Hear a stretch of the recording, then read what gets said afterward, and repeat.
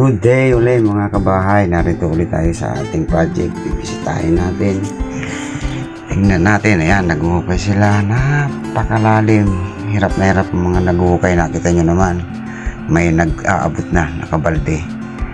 Napakalalim kasi yan sapagkat 3 metro ang lalim yan. Yan niya tinatanong ko kung kaya pa. Sabi niya, bali wala daw. Malalakas siya mga tao. Tingnan nyo, nakahubad pa. Ang init yan. Patibayan na lang, sabi nila. Ayaw mga sipag damit kasi nga malinsangan nga daw, hinubad ang mga damit. Wala naman akong magawa. Sabi ko, sige, bahala kayo basta na pagsabihan ko sila. Yan niya yung iba niya naputas na. Ito nga yung mga natitirang huli na hukay para sa pundasyon ng kolong natin. Tiyaga lang talaga, kinakaya naman. Ang problema nga rito masyadong marami na ang lupa, walang mapagtapunan, kaya masyadong tumataas yung mga gilid. Ang pinoproblema ko nga rito pagka naghukay na ng mga para sa tie beam, dahil nga guguho pagka umulan.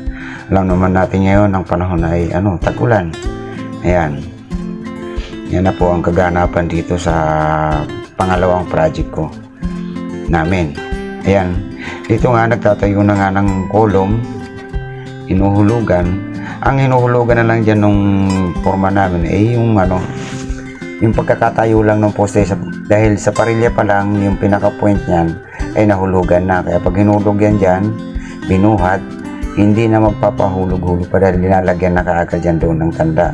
Nagkakabit na kami ng isang stirrup sa baba kung saan doon itatapat mismo yung kulong para hindi sila nahihirapan ng kahuhulog. Ito, hinuhulugan niya para lamang tumawid yung poste para ilagyan ng lock.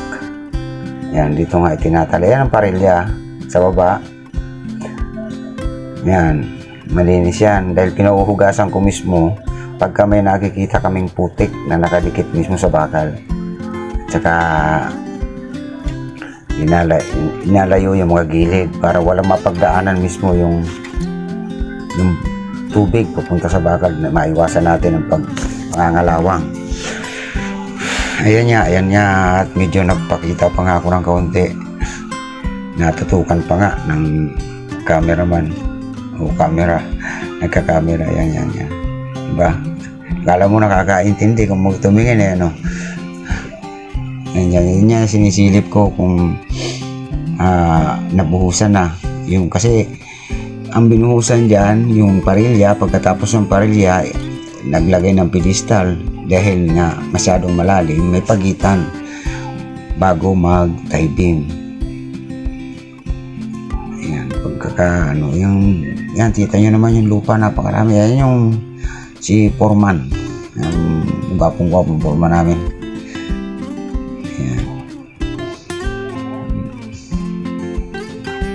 Dito yung nagkakalas nga ng forma, yung pinaka pedestal niya bago tie beam.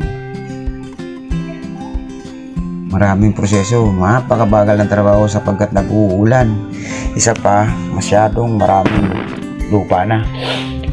Ayan yan, dahil nabuhusan na yung pedestal, pinakukumpak ko na kinukumpak ng compactor yung lupa sa palibot ng ng kolong. Kasi yan, nabuhusan na yung parilya. Pagkabuhos kasi ng parilya, pupormahan yung pedestal, tapos ayan, tatampakan. Pero ang tampak kasi namin, kinukumpak namin kasi nga para maiwasan yung pagbaba ng lupa bago maglagay ng tie beam. Yung pagitan na yan sa ilalim, yung walang stirrup o anilyo, iyan ang pagdadaanan ng tie beam. Yung pagitan na yan, kaya nakaangat lang yung bakal dyan. Dyan lalapat yung bakal. Kaya yung kinukumpak nila, tatabunan uli pa yan hanggang dyan sa ibabaw ng semento na yan, sabay kukumpak uli. Kasi hindi ko pinakukumpak ng puno agad ng lupa, kasi hindi na makukumpak ang ilalim noon. Sa bawat 50 cm pinabababa ko yung compactor na yan para kumpakin yung lupa hanggang sa umabot siya dyan sa may buhos na yan. Pag pumantay na siya dyan, ititigil na, ilalatag naman ngayon yung bakal ng tie beam. Ang bakal ko nga pala dyan sa tie beam 820 mm.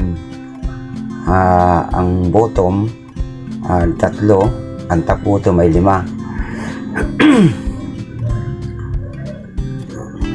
Kaya ano yan, matibay na bahay. Yan, sinusunod lang naman namin yung plano, kung ano yung nakalagay doon, kung ano hinihingi sa plano, yun ang sinusunod namin. Pagka natapos na nilang kumpakin yan, yan na, naglalatag naman kami ngayon ng tie beam. Yan na ngayon yung mga bakal na yan. Doon yan nakapantay sa kung saan may nabuhusan na poste. Yung pinaka-pedestal niya hanggang doon siya. Yan. Ito nga, yung iba nagbuho kaya nilalatag nila yung ating tie beam.